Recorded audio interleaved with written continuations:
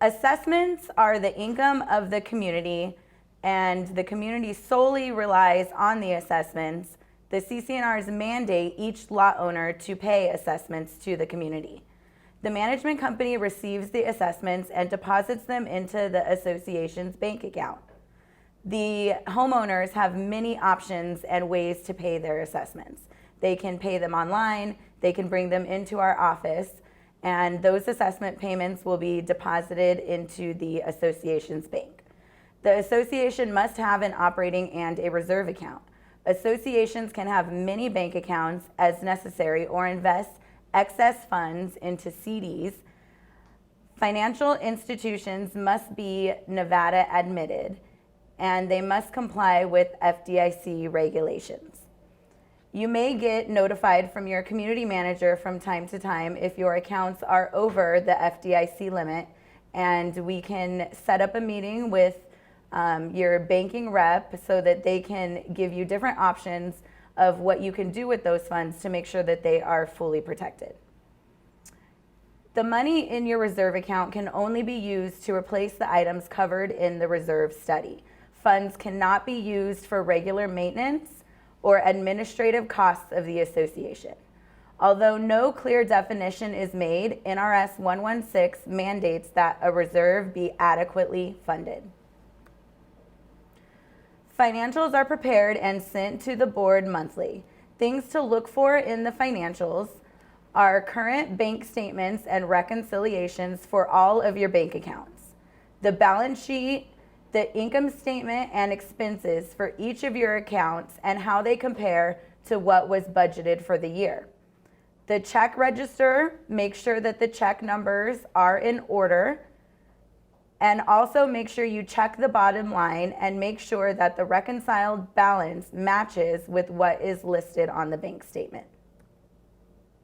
Collections. The collection process is based on 3 documents: the CC&Rs, NRS 116, and the Fair Debt Collection Practices Act. If you have any detailed questions regarding the collection process, you are more than welcome to meet with your collection agency, and they can explain things in more detail and give you advice on a particular account. The collection policy. The CC&Rs and NRS 116 allow for an assessment collection process that includes non-judicial foreclosure. In order to ensure the uniform collection of assessments, the board must adopt a collection policy. You want to make sure that you are treating all delinquencies the same. The typical collection timeline is this. Once an account is 60 days delinquent, the management company will send out a pre-intent. This notice will go to the owner at any address we have on record for the homeowner, as well as the property address. This notice gives them a 6-month payment plan option, tells them what fees may be charged to their account should they not bring the account current, and it also tells them how they may dispute any charges with the board. If they do not respond to this notice within 30 days by either paying the account in full or agreeing to the terms of the payment plan, then we would move on and send them an intent to lien notice. This notice also goes out via certified and first-class mail to each known address for the homeowner. This gives them 15 days to contact our office to once again either get on a payment plan or bring the account current. If they fail to do that, the account would then be turned over to the collection agency. Once the account is in collections, all correspondence with the homeowner should go through the collection agency. You will be kept informed of what is going on with the account via a status report that is provided to you monthly. You may also be asked from time to time to approve waiver requests, payment plans, and any settlement offers.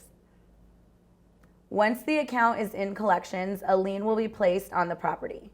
A notice goes out to the homeowner again, and if they do not contact the collection agency within 30 days, then a notice of default is placed on the property. Another notice goes out to the homeowner, and if they do not respond within 90 days to that notice, then a notice of sale will be recorded on the property.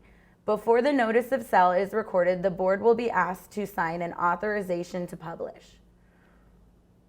Once the property goes to sale, there is a 60-day redemption period after the sale, at which time either the lender or the homeowner can bring the account current and redeem the property.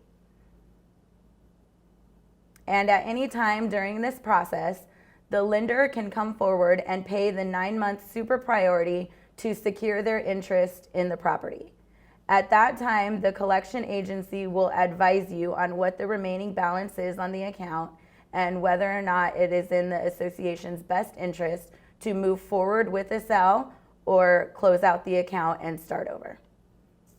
If you have any questions about online invoice approval, you are more than welcome to contact our office at any time, and we would be happy to walk you through that process.